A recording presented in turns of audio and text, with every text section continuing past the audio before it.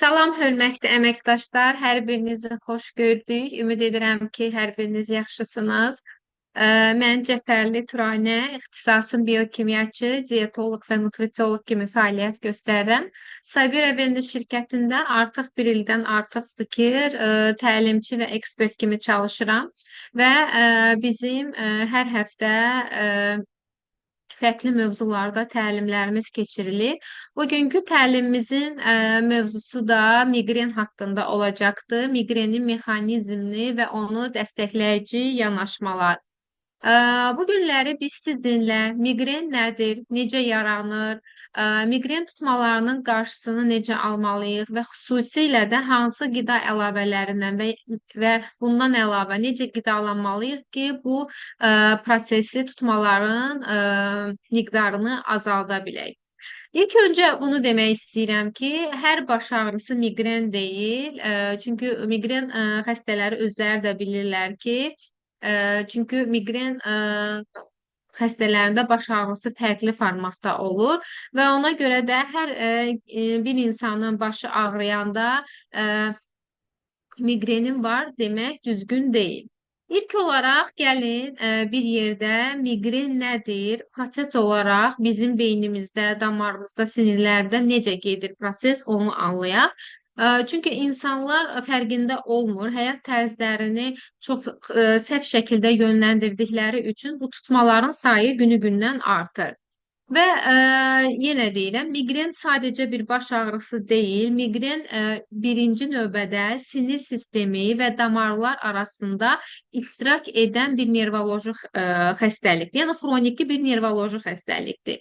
Ümumiyyətlə 4-72 saat davam edir və statistikaya nəzər salsaq, daha çox qadınlarda rast gəlinir və dünya əhalisinin təxminən 15% bu xəstəlikdən əziyyət çəkirlər. Yaranma səbəblərinə baxdıqda daha çox genetik olur, yəni xroniki miqrendirsə də, yəni ötürülmüş olur genlər vasitəsilə. Bir də olur ki, epigenetik dəyişiklik olur. Yəni bu həyat tərzimizin, bizim yaşadığımız ətraf mühitimizə görə bəzi genetik genlərimizin oxunması dəyişir və əlbəttə ki, bu xəstəliyə insanlar tutula bilir.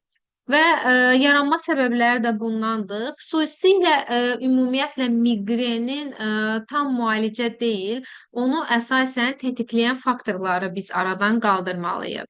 Gəlin baxaq ilk növbədə miqren necə yaranır? Yəni bizim bu mexanizm necə baş verir? Demək ilk növbədə bu prosesə bir trigger təsir edir. Trigger nədir? Yəni həmin bu prosesin yaranması üçün ona təsir edən faktordur. Buna trigger deyirlər. Yəni hansısa bir səbəbdir. Yəni bir səbəb olmasa, bir miqrendən əziyyət çəkən o bir insanda bu proses təkrarlanmayacaqdır. Və trigger təsir edir, hansısa bir faktor, belə deyək, trigger deməyək, hansısa bir faktor, məsəl üçün ola bilər stres, ola bilər uzun müddət ac qalıbdır, ola bilər yoxsuzluq, bizə beynimizə təsir edir. Ümumiyyətlə dedik ki, bu miqren prosesi sinirlər arasında gedən bir nevroloji xəstəlikdir. Yəni sinirlə damar arasında gedən bir xəstəlikdir. Və beyində təsir edən hansısa faktor həmin bu sinir hüceyrələrini aktivləşdirir. Sinir hüceyrələri bir-birindən çox sakit şəkildə bir-birinə siqnal ötürürlər. Lakin miqren xəstələrində bu sinirlər çox həssas olduğu üçün və buna təsir edən faktorlar da həmin bu sinir hüceyrələri sakit deyil, aktiv şəkildə başlayır bir-birinə impulslarını ötürməyə. Və bu həddindən artıq çox aktiv şəkildə olduqda trigeminal sinir var ki, hansı ki bu baş, boyun, üz nahiyəmizdə yerləşir. Hətta buna üçlü budaq siniri də deyirlər ki, bu başlayır aktivləşməyə.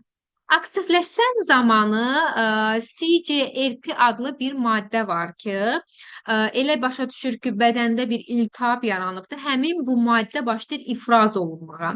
İfraz olunan zaman başlayır geniş damarlarımız, baxın bu şəkildə, bax burada görürsünüz, bu şəkildə genişlənməyə. Əgər damarlar bu şəkildə genişlənibdirsə də və bu da gətirir, baş ağrısına gətirir, çıxardır. Şəkildə də göründüyü kimi bu bizim normal demək qan damarlarımızdır. Yəni beynimizdə ə, əvvəllər çox araşdırma edirdilər ki, elə başa düşürdülər ki, miqren sadəcə damar xəstəliyidir. Çünki burada damarlarda demək daralma olduğu üçün məhdudlaşır. Sonra gördülər ki, daralmadan sonra qan damarlarında həddindən artıq genişlənmə baş veribdir. Və ona görə də bunu sırf damarlarla deyil, sinir və damarlar arasında gedən bir nevroloji bir xəstəlik kimi dəyərləndilər. Çünki ilk növbədə hansısa faktor təsir edəndə bu sinir hüceyrələrinin aktivləşməsi baş verir. Və ən əsası da bu üç budaqlı sinirimiz var ki, trigeminal sinir. Bunun aktivləşməsi fonunda baxın, demək iltihabi bir maddə ifraz olunur və bizim damarlarımızı bu vəziyyətə gətirir, çıxardır. Və xüsusi olaraq beyində nə baş verir? Həmin bu dediyimiz kimi bu CGRP maddəsi artdığı üçün damarlarda burada iltihab yaranır. Yəni neyrogen iltihab yaranır. Burada da ağrı reseptorları başlayır həssaslaşmağa. Və buna görə də bəzən olur ki, o qədər sinir hüceyrələri həssas olur ki, ağrı reseptorları həssaslaşır ki, adi işıqdır, səsdir, onlara belə narahat edir.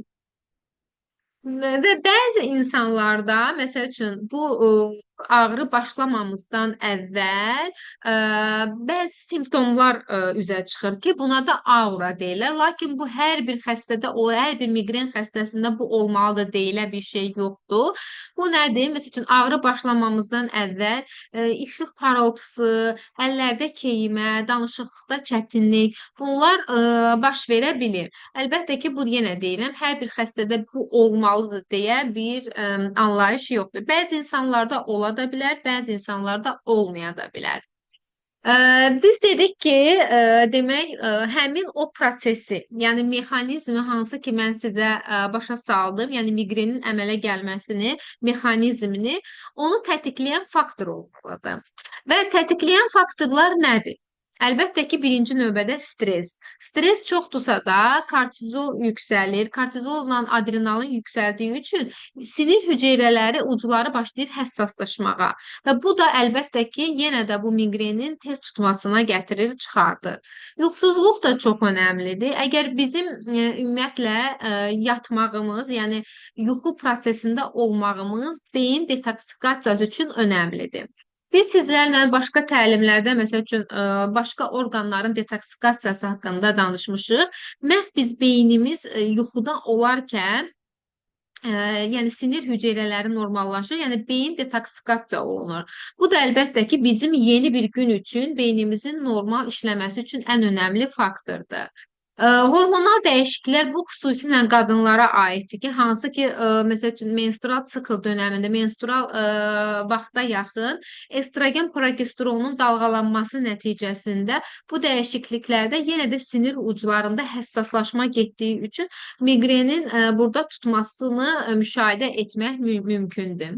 Uzun müddət ac qalmamaq ən önəmli faktordan biridir. İnsanlar fərqində olmadan diyetlər saxlayırlar, uzun müddət ac qalırlar və əlbəttə ki, burada da beyin qlikoza ilə qidalana bilmədiyi üçün yenə də sinir hüceyrələri başlayır həssaslanmağa, yəni bir siqnal gəlir, hansısa bir həmin bu iltihabın yenidən alovlanmasına gətirir, çıxardır və ona görə mütləqdir ki, uzun müddət ac qalmamaq şərti ilə biz diyet saxlayarkən sağlıqlı, normal diyet saxlamalıyıq və ən önəmli miqrendən əziyyət çəkən insanlarda elə bir qidalar olmalıdır ki, bizim bu beyin hüceyrələrimiz üçün önəmli bir qidalar olsun. Susuzluq olmamalıdır. Çünki biz şəkildə də var idi ki, hansı ki miqren tutmaları zamanı həmin damarlarda genişlənmə olur, iltihab olur və bu yenə də damarların genişlənməsinə gətirir, çıxardır və ona görə ki, yəni sırf qan dövranımız üçün, damarlarımızın da iltihab olduğu üçün, damarlarımızın genişlənməsi üçün biz susuz qalmamalıyıq. Alkoqol da təsir edir, çünki alkoqolun çox qəbulu bu sinir sisteminin həssaslığına gətirdiyi üçün və bu miqren xəstələrində də sinir sistemi də, yəni xüsusilə bu üçbucaqlı sinirimiz çox həssas olduğu üçün biz nəyə fokuslanmalıyıq ki, sinirimizi həddindən artıq bu prosesi qıcıqlandırmayaq.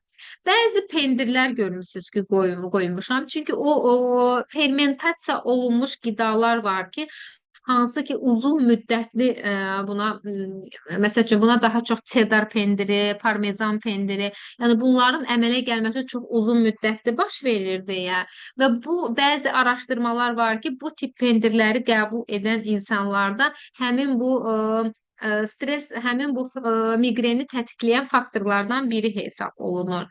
Şokoladların tərkibində, yəni şokoladlar əslində hər kəsə aid deyil, bəzi insanlara aiddir ki, şokolad qəbul edən insanlarda kofein miqdarı çox olduğu üçün bu prosesi tətikləyə bilər.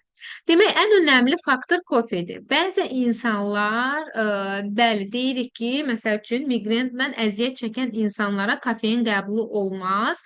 Lakin əgər bir insan kofemandırsa da, məsələn, normal eyni saatda kofe içirsə də və onu həmən kəsəndə yenə də həmin bu miqreni tətikləyə bilir. Ona görə kofenin miqdarı çox önəmlidir. Bir də içdiyi saat, yəni bu tip xəstələrdə içdiyi saat önəmlidir. Məsəl üçün, kofe damarlarda tonusu dəyişdiyi üçün həddindən artıq qəbulu da olmaz və qəfil dayandırmaq da olmaz. Məsəl üçün, bir insan əgər hər gün səhər saat 10-da kofe qəbul edirsə də, yəni miqrenli xəstədirsə də, artıq beyin bu cür bunu algılayır və biz əgər onun saatını biraz keçdikdə, əlbəttə ki, bunda damarlarda dəyişilmə gedir və bu reaksiyanı çox qəribə algılayırlar və bu zamanda yenə tutma kimi ola bilər və ona görə mütləqdir ki, kofeini çox qəbul eləmək olmaz və yaxud da qəfil kəsmək olmaz. Məsəl üçün, günə 1-2 stakan kofe gün ərzində yetərlidir. Və burada əsas məqsəd nədir? Yəni sizlərin daha çox insanlarda araşdırmalı olduğumuz məqam nədir? Mən sadaladığım bu faktorlar var. Bu, məsəl üçün, hər kəs üçün eyni deyil. Əgər bir miqren xəstəsi varsa da və biz ona köməklik etmək istəyiriksə də, biz ilk növbədə demək ona təsir edən faktoru tapmalıyıq ki, sənə hansı faktor təsir edir ki, bu miqreni tutmasını səndə baş qaldırır. Bu yenə deyirəm, o demək deyil ki, məsəl üçün alkoqolda təsir edir, susuzluqda, hər kəsdə fərqlidir.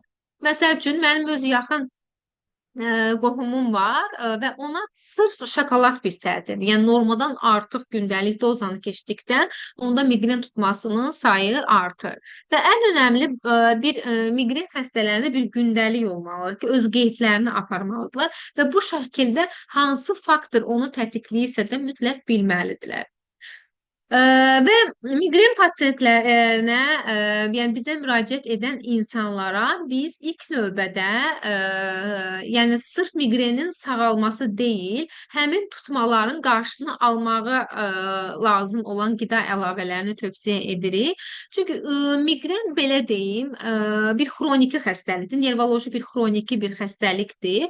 Xüsusən belə bir əslində diskomfortluq verir insana. İnsanın həyat keyfiyyətini çox aşağı salır. Çünki əgər bir insanın miqreni tutursa da bu elə insanlarda var bir gün, elə insanlarda var 3 gün çəkir və bu 3 gün ərzində də şiddətli baş ağrısı olur. Ümumiyyətlə heç kimi görmək istəmirlər, danışmaq istəmirlər. Çünki sinirlər o qədər həssas olur.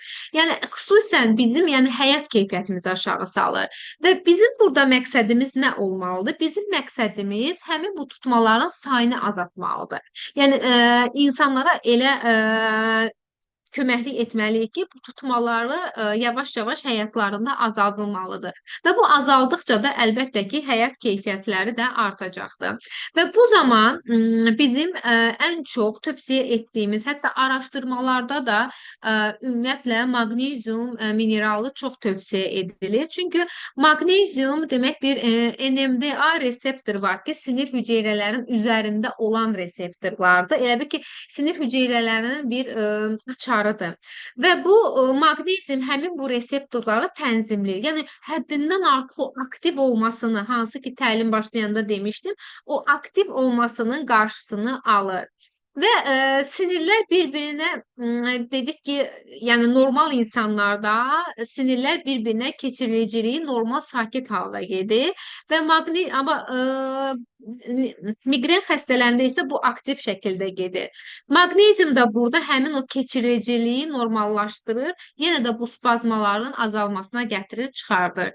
Və ona görə mütləqdir ki, maqnezium bu tip insanlara verilsin. Xüsusilə ə, insanın tutmalarının sayına baxırıq və yaxud da həyat tərzinə baxırıq və burada maqneziumu minimum 3 ay tövsiyə etmək mütləqdir. Dozalara gəldikdə isə minimum 400 milliqramdan başlayırıq. Elə olur ki, bəzən olur ki, 500-600-ə qədər qaldırmaq mümkündür. Bu artıq əlbəttə ki, yəni bu individualdır, hər kəsə aid deyil. Yəni ümumilikdə deyirəm ki, 500-600-ə qədər qaldırılır. Amma belə ümumilikdə 400 milliqram yaxşı təsir edir. Lakin bir də deyirəm ki, uzun müddət dedikdə, yəni minimum 3 ay qəbul olunmalıdır. Artıq 4-cü həftədən sonra, hətta 3-cü həftədən sonra bu tip insanlarda yaxşılaşmanı müşahidə edirik. Omega 3 burada çox önəmlidir. Demək, hansı dediyimiz o stres faktorludur, digər faktorlar var ki, bunlar tetikləyən faktorlardır ki, iltihabı mediatorları qaldırırlar. Omega xüsusilə burada iltihabdan başqa, yəni bu proses həm beyin, damar, sinir, yəni beynin içərisində gedir. Beyin bir dənə şəhərcikdir. Tərkibində olan sinir və damarların içərisində gedən nervoloji bir xroniki xəstəlikdir.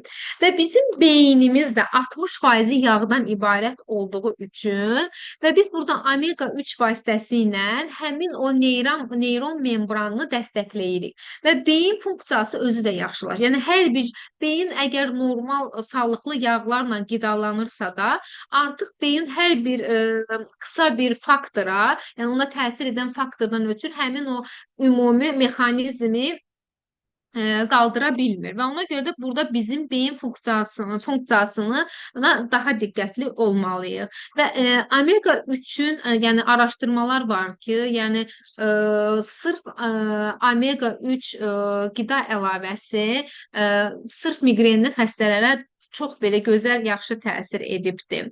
Və bəzən olur ki, hətta mənim bir pasiyentim də var idi ki, miqren xəstəsi idi və arıqlamaq zamanı istəmirdi ki, omega içsin. Çünki bilirsiniz ki, bəzi miflər var ki, omega insanları kökəldir, yəni iştahı artırır. Əslində onlar fərqli bir yəni mexanizmdir, istiqamətdir.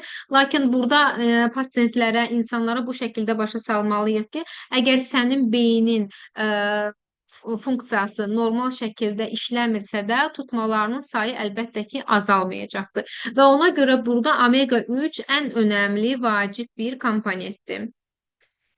Demək, araşdırmalar göstərmişdi ki, ümumiyyətlə miqrenli insanlarda mitoxondrial disfunksiya, yəni mitoxondri lazım, belə başa salaq ki, sizləri miqrenli insanlarda, miqrenden əziyyət çəkən insanlarda sinir sistemi həddindən artıq çox enerji sərf edir.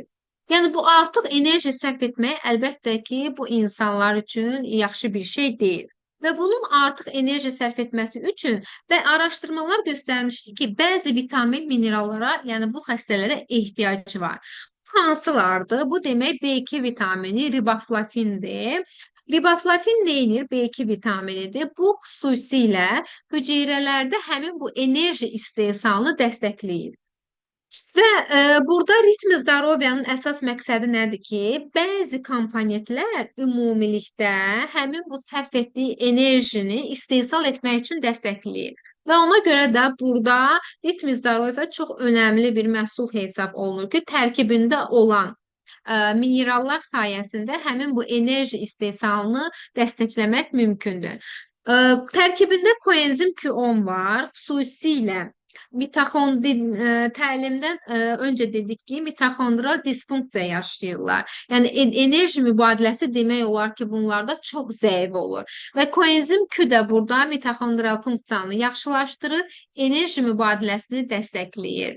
Və tərkibindəki olan xüsusi vitamin D ilə nə baş verir? Demək, miqren biz vitamin D deyəndə sadəcə biz ancaq ya sümüklər, ya immun sistem nəzərdə tuturuq. Xeyr. Ümumiyyətlə iltihabi bir proses varsa da, əgər bizim vitamin D səviyyəmiz normaldırsa da, bu da həmin bu iltihabın azalmasına gətirib çıxacaqdır. Burada görmüsünüz, bəlkə də digər təlimlərdə də eşitmisiniz. Mən homosistein haqqında çox danışmışam. Bu çox önəmli bir maddədir. Homosistein bizdə zülam mübadiləsindən əmələ gələn bir maddədir və bunun artıqlığı əlbəttə ki, bizim üçün yaxşı deyil. Çünki o damar sistemini ümumiyyətlə zəiflədə bilir. Yəni homosistein nə qədər normada olsa da bizim üçün o qədər həyat keyfiyyəti daha yaxşı olacaqdır. Məhz bu homosistein, çünki homosistein zülal mübadiləsindən əmələ gələn bir maddə olduğu üçün xüsusilə onun üçün vitamin, minerallar lazımdır ki, həmin homosistein normada qalsın. Xüsusilə nədir? Və araşdırmalarda göstərmişdi ki, ümumiyyətlə miqren xəstələrində homosistein səviyyəsi çox yüksəkdir. Və bunun üçün biz əsas nə etməliyik? Bu homosisteini normada saxlamalıyıq ki, bu tutmalar kəskin şəkildə azalsın. Və bunun üçün xüsusi vitaminlər var ki, bu B6-dır, B12-dir, bir də B9, yəni foy turşusudur. Və bunlar sayəsində homosistein normala düşdükdə artıq bu miqren riskinin azalmasına bir dəstək verir. Və bu sadaladığım bütün komponentlər ritm zdarovyada olduğu gün və beynimizə lazım olan miqdarda həmin bu komponentləri bədən qəbul edir, həm enerji mübadiləmiz artır, həm beynimiz normal şəkildə qidalanaraq bu tutmaların qarşısını ala bilirik. Sonra var glitsin. Glitsin xüsusilə sırf belə deyim, əslində bunu burada qoymaqda məqsədim bundan ibarətdir. Əgər bir insanda yuxu problemi varsa da, həddindən artıq çox stres faktoru varsa da, yəni tətikləyici faktorlardan bu ikisi varsa da, buna əlbəttə ki, biz glitsin də təyin edirik. Çünki burada glitsin sinir sistemini sakitləşdirir və burada sinir ötürücülüyü də həmin bu ötürmələr çox sakit şəkildə gedir. Yəni normal insanda sinirlər bir-birindən siqnalları sakit şəkildə ötürür. Miqrenli pasiyentlər isə, yəni insanlarda isə bu çox aktiv şəkildə gedir. Və ona görə də sinir sisteminin həddindən artıq oyanmasını glitsin azaldır və ən önəmli yuxu keyfiyyətimiz stresə qarşı olan dözümsüzlüyümüzü yaxşılaşdıra bilir. Bunu məsəl üçün hər kəsə tövsiyə etmirik glitsini. Hətta özünüzdə qeyd edə bilərsiniz. Əgər məsələn bir insan deyir ki, məsəl üçün mən həddən artıq çox kofe içəndə mənim miqrenim məsəl üçün tutur və yaxud da çox ac qalıramsa da artıq biz bunu təyin etmirik. Bunu artıq bir insan deyir ki, məsələn yuxum normal deyilsə, stres faktorum çoxdursa da, bəli, artıq biz buna glitsin təyin edə bilirik. Və ona görə burada ən önəmli səbəb nə olmalıdır? Həmin miqreni tətikləyici faktoru mütləqdir ki, biz tapmalıyıq. Ən önəmli həyat tərzi. Əslində həyat tərzimizi biz dəyişsək, miqrenin tutmalarının sayını o qədər azalda bilərik. Yəni mən bunun özüm dəfələrlə şahidi də olmuşam. Hətta bu yaxınlarda bir pasiyentim var ki, hansı ki artıq 2 aydır ki, heç bir miqren tutması baş verməyibdi. Və misal olaraq maraqlıdırsa da, həmin insanın uzun müddətli ac qalmağı və fermentasiya olunmuş qidalarla qidalanırdı və bu faktoru da daha çox tətikləyirdi. Və ona görə onun həyatından daha çox fermentasiya olunmuş qidaları kənarlaşdırmışıq və yemə saatlarını dəyişəndən sonra və əlbəttə ki, buna qida əlavələrini biraz artıraraq bu insanda həm arıqlama baş veribdir, həm də ümumiyyətlə miqren tutması həyatında 2 aydır ki, yoxdur. Və ona görə mütləqdir ki, həyat tərzi çox önəmlidir. Bu tip insanlara da nə tövsiyə edirik? Kifayət qədər su. Su çox önəmlidir. Əgər bizim damarlarımızda, yəni qan dövranımızda su yoxdursa da, əlbəttə ki, bu bizim qan dövranımızın zəifləməsinə, damarların genişlənməsinə gətirir, çıxardır. Bu da yenə də miqreni tətikləyən faktorlardan biri olur. Daimi yuxu çox önəmlidir. Bunu yəni hər kəsə deyirik. Ümumiyyətlə, yuxu hər kəs üçün önəmlidir. Lakin bu tip insanlara daha çox biz tövsiyə edirik. Qətiyyən ac qalmaq olmaz. İnsanlar tanıyıram ki, saat 4-ə 5-ə qədər, yəni miqren xəstəsidir. Saat 4-ə 5-ə qədər ac qalır, sadəcə kofe ilə şokolad içir və ayda 3-4 dəfə bu ağrılardan əziyyət çəkir. Qətiyyən, çünki beynin qlikozaya ehtiyacı var və əgər beyinə qida çatmırsa da yenə də sinir ucları başlayır həssaslaşmağa, həmin bu proses oyanır. Fiziki aktivliyi niyə önəririk? Çünki əslində fiziki aktivlik deyəndə bu daim ağır yüklü məşqlərdən deyil. Normal gündəlik həyatımızda məsələn yürüyüş ola bilər, bir velosiped sürmək ola bilər, ümumi fiziki aktivlik çünki qan dövranının normal sirkulyasiyası üçün, normal dövranı üçün bizə fiziki aktivlik önəmlidir. Çünki bizim hal-hazırda həyat tərzimiz elə bir şəkildədir ki, biz daha çox otururuq və oturmaq da bizim bu qan dövranımızı zəiflədir və beynimizə yetərincə qan çatmır və burada fiziki aktivliyi önərməməkdə əsas məqsədimiz odur. Xüsusilə də stressin idarə olunması, həddindən artıq bədəndə kortizolun oyanması, adrenalin qalxması bu həmin faktoru tetikləyən bir faktorlardan biri olacaq. Və ona görə burada sırf qida əlavələri ilə yanaşı önəmlidir ki, biz həyat tərzimizi də mütləq dəyişək. Demək, araşdırmalara baxmışdıq bu yaxınlarda. Mütləqdir ki, yəni araşdırmalar daha çox miqrenden əziyyət çəkən insanlara həyatlarında daha çox maqnezium, riboflavin, koenzim Q10, bir də omega 3, ən önəmli, bir də L-karnitin, əslində onu qoymamışam. Yəni ən önəmli qida əlavələri bunlardır. Daha çox önərdiyimiz maqneziumla omega 3-dür. Və qidalanmaya gəldikdə, məsəl üçün bunu da deyə bilərəm ki, sizlərə əgər maraqlıdırsa da, məsələn, mən öz təcrübəmdən deyirəm ki, çünki insanlar müraciət etdikdə artıq bəzi qidaları çıxardırsan, digərini qoyanda baxırsan ki, daha çox bu xəstələrə nə yaxşı təsir edir.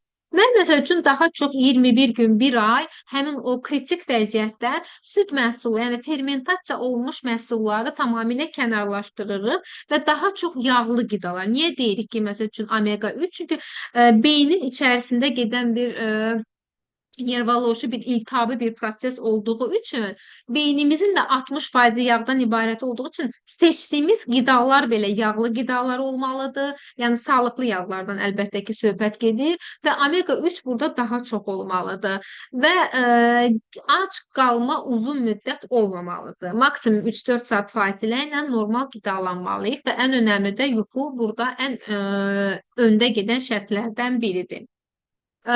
Miqren ümumiyyətlə kompleks bir nevroloji xəstəlikdir. Yəni beynin içərisində sinir və damarlar arasında gedən bir xroniki nevroloji xəstəlikdir. Və bunun üçün də düzgün həyat tərzi çox önəmlidir. Miqreni ümumiyyətlə tamamilə yox eləmək mümkün deyil. Yəni lakin bəzi əlavələr var ki, həyat tərzimiz var ki, biz bunu idarə edə bilərik. Əgər biz əlbəttə ki erkən bunu vaxtında bilsək, bizim həyat keyfiyyətimiz çox yaxşı olacaqdır. Yenə deyirəm, xüsusi bizim bədənimizə zərər verirmi miqren? Miqren bizim həyat keyfiyyətimizi aşağı salır, həddindən artıq aşağı salır. Yəni insan əgər bir ay ərzində 3 dəfə miqren tutması yaşayırsa da, onun bir 2-3 gününü bir qaranlıq otaqda baş ağrısından keçirirsə də, bu əlbəttə ki bizim yenə də stresli olmağımıza, gün ərzində həyat keyfiyyətimizin pisləşməsinə gətirir, çıxardır. Və bu da yaxşı bir şey deyil və ona görə biz nə etməliyik? Biz miqrenlə əziyyət çəkən insanlara ümumi sistemi başa salmalıyıq, tətikləyici faktoru tapmalıyıq və bəzi qida əlavələri onların həyat tərzinə çevrilməlidir. Çünki onlar nə qədər bədəndən azdırsa da, həmin proses yenə də xronikləşəcək və tez-tez bu tutmalardan əziyyət çəkəcəklər. Yekunda isə bunu demək istəyirəm ki, hörmətli əməkdaşlar, miqreni idarə etmək mümkündür. Həyat tərzimizi dəyişməklə, düzgün qida əlavələri seçməklə. Hər birinizə təşəkkür edirəm təlimə qoşulduğunuz üçün, vaxt ayırdığınız üçün. İnşallah gələn təlimdə görüşmək ümidi ilə sağ olun.